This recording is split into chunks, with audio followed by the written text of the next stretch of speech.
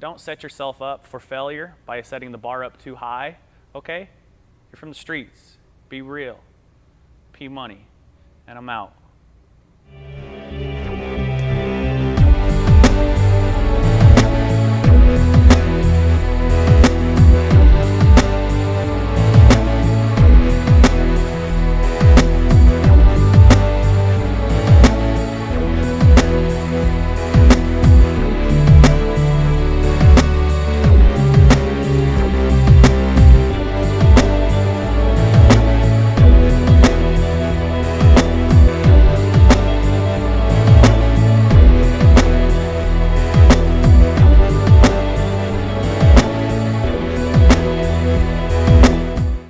Hello everybody, Preston Young here with Laveen Crossfit. Have a couple things to talk to you guys about today, and the main topic is you are what you eat.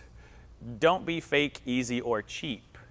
Now, those three words can mean a lot, so we're going to try to give definitions to those three main words: fake, easy, and cheap. Now, fake, what we mean is we're talking about food and drink items that are filled with low or no nutritional value, right? These are going to be your highly sweetened items like your Twinkies, your chips, your cookies, those kinds of things. Talking about protein that has a lot of fillers in there rather than the actual carbohydrates and the branched chain amino acids and the actual fats that you need to complement your workouts. And zero calorie, that's also a big deal here because that's actually going to start to change the physiology of your body. What we've done with science is learned how to take away certain molecules of sugar elements and then put those scientifically modified pieces back into that food item or drink item. And that actually allows your hormones to get thrown off, which causes feelings of not being satisfied. And then through those feelings of not being satisfied, we then start to reach for higher caloric foods, which means you may be more apt to go to Jack in the Box and purchase some tacos that'll get you around 400 or 500 calories because the previous meal didn't get you the calories that you needed because it was filled with 0 calorie, it had a bunch of low nutrition fillers in your protein, or it was filled with tons of preservatives to extend the shelf life so that that manufacturer, that company that made it, can get greater value off of their money and what they actually do in terms of making that food for the consumer.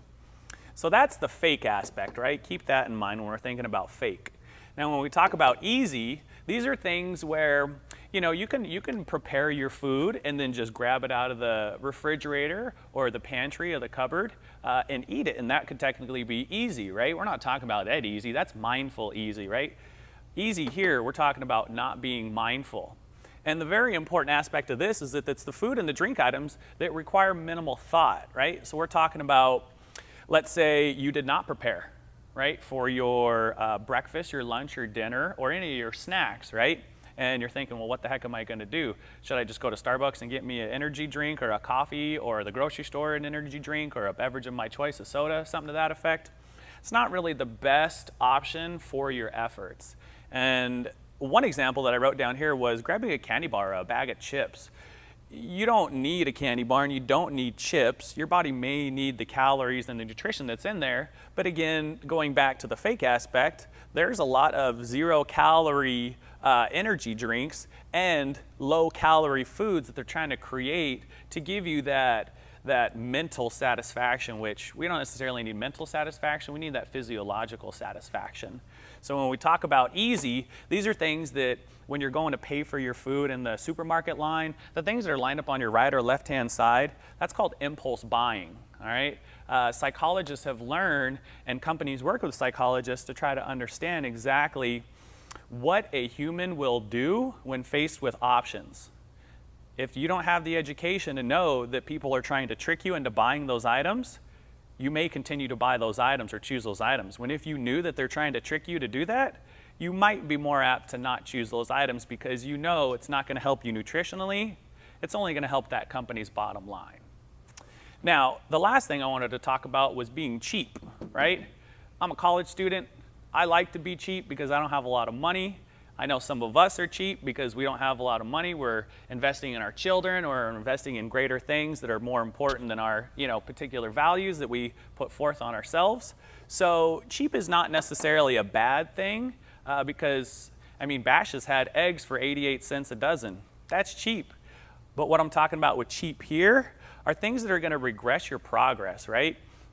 Invaluable to your goals and your efforts, because when we come into the gym, right, or we decide to make a decision and we're going to improve our health or our lifestyle or our families, right, or our friends, doesn't matter, our significant other, doesn't matter who it is, but you're going to be putting effort towards your goals, right? So then when you start to consume cheap items, like your enriched wheat flour buns for your hamburgers or your hot dogs, simple things like that, these are not going to give you value to anything that you're putting forth in your effort, right? So if you value yourself and the effort you're putting forth in your workouts, you need to choose items that are not necessarily made cheaply, right?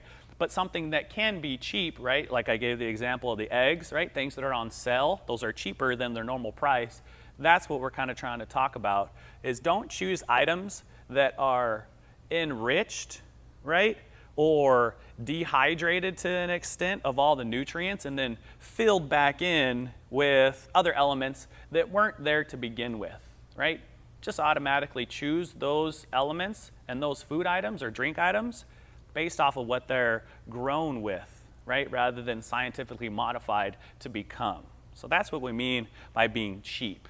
And that overall encompasses you are what you eat, don't be fake, easy, and or cheap, all right?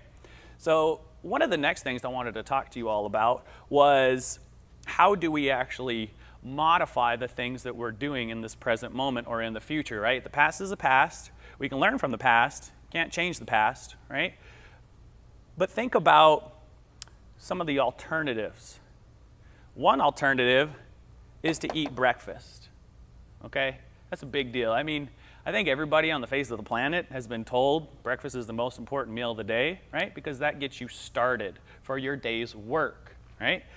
Now, when we eat breakfast, a lot of us are moving at a very fast pace, faster than we've ever moved in the history of man or woman, you know? And that's a very important thing to understand, is what we're doing in society and how we're setting society up and how that's actually alternating our choices and the things that we do, right? So we know coffee is delicious. I know coffee is delicious. But what's interesting about coffee is that it will provide you with energy.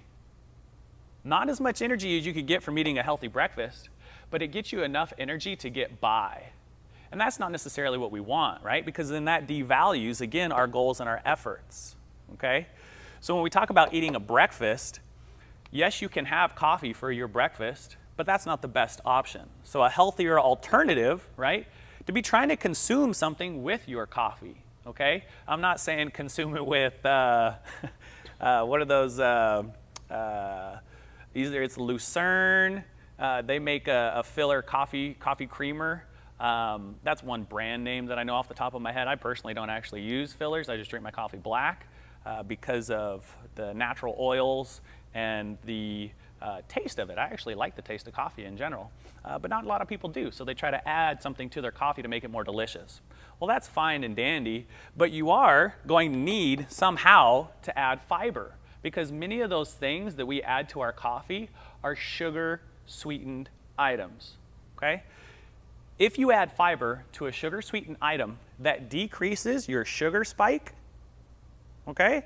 And it helps level out the balances of what's going on in your body in terms of the sugar that's in your bloodstream, okay? And how you can utilize that for proper energy. We can go into the science of it, but that'll be a little bit more long-winded, and we can use that for another seminar. Now, once we hit these 2 points, right, of healthier alternatives, eating breakfast, with that, you're trying to get more of a protein-minded breakfast, okay? Typically, the studies and the research shows that people that are actually trying to lose weight, okay, lose fat to improve their body composition, less fat, more muscle, that kind of thing, they have been more successful, bar none, with eating protein-minded breakfasts than any other kind of breakfast, either a high-fat breakfast or a high-carb breakfast, okay? Don't get me wrong, each of us are all different. Some of us don't like breakfast. Some of us like our breakfast the way we have it, and we don't want to change anything. But try to add something to it. I'm talking a handful of walnuts, almonds, cashews, peanuts, something to that effect, half of an apple, part of a string cheese. Tillamook makes those little rectangular pieces of cheese. I mean, you don't have to get Tillamook. I know those are usually a little more expensive. I was just at the grocery store, and I actually did not choose Tillamook because it was more expensive than that cheaper priced cheese that was not really made any differently, but it's just as delicious. It's just for my budget, that's what I go for.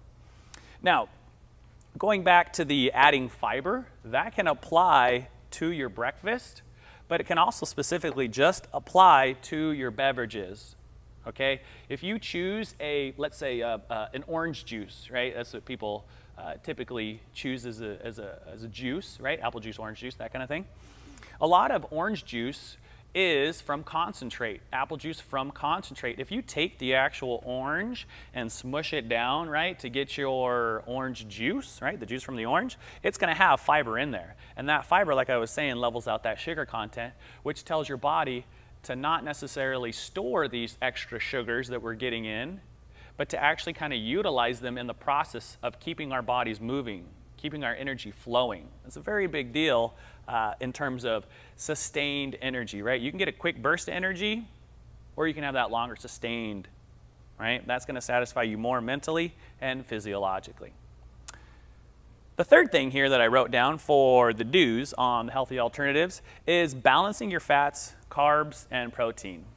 Okay, so let's say you do choose to have one of those new Starbucks refresher drinks, pink, strawberry, blueberry, mountain blast, amazing, whatever the heck they call it these days. I don't know, they always got these funny names for them. But it's a pink drink. It's got strawberries in there, and it's from concentrate. In addition to that, it's also filled with coconut milk and sugar. Now, to make it delicious, they put the sugar in there, right? That's one way. And the coconut milk is actually a good addition to that main base of the drink, okay? So this is the interesting thing, is that you can add a coconut milk. Yes, it may give you more calories. It's not necessarily a bad thing. We need calories for working out, for sustained energy, right? So adding a coconut milk or an almond milk or something to that effect will actually help balance out that high sugar content beverage, okay? I'm not saying put milk into your soda. I just don't think that would taste good. But when you have those juice-based beverages, okay, try to add a little bit of almond milk, coconut milk to level out the fiber and the fat content with the sugar, okay? Because sugar is also carbohydrates. And again, sugar and carbohydrates can be left for a more scientific type nutrition seminar in the future. So the last thing I wanted to touch on with these do's of the healthier alternatives is getting in, I think Starbucks used to call them their protein boxes. I looked up online, and you guys can actually go to Google and type in Starbucks nutritional info, and it will give you a breakdown menu of their hot beverages, their cold beverages, their bakery items, what's in their actual bistro boxes, which they actually call now. I don't think they call them protein boxes anymore. They call them bistro boxes. And what's in these boxes, I thought it was a great idea, really, that can help complement your efforts in your workouts and just everyday living, right? Because some of us do travel often, and when we travel, planning is a little iffy at best, right? So if we can create our own protein boxes, or bistro box, if you will, then we should go ahead and do that. So we're going to try to get about, a piece of meat or something, deli meat, right? You can go to the grocery store. There's grocery stores everywhere throughout all cities and valleys. But you can get sliced deli meat, right? Or you can get a baked chicken, right? They have those right out of those little dishes that you pull. You just grab the whole chicken out, right? You can get one apple, one orange, one pear, one banana, one handful of strawberries, something to that effect. Add some nuts, some cheese, maybe a slice of whole wheat bread if you're a bread eater. Those kinds of things are going to help complement each element here within these protein boxes, right? The examples that I just gave. You can have hard-boiled eggs, string cheese, celery, carrots, broccoli, cauliflower, cucumbers, anything like that. All those work. And they're going to actually help you balance the amount of fat, carbs, proteins. They're going to add in that fiber, and they're also going to allow you to potentially eat breakfast or keep a more protein-minded aspect when you're eating, right, your breakfast or your snack. The protein box can get you by on lunch,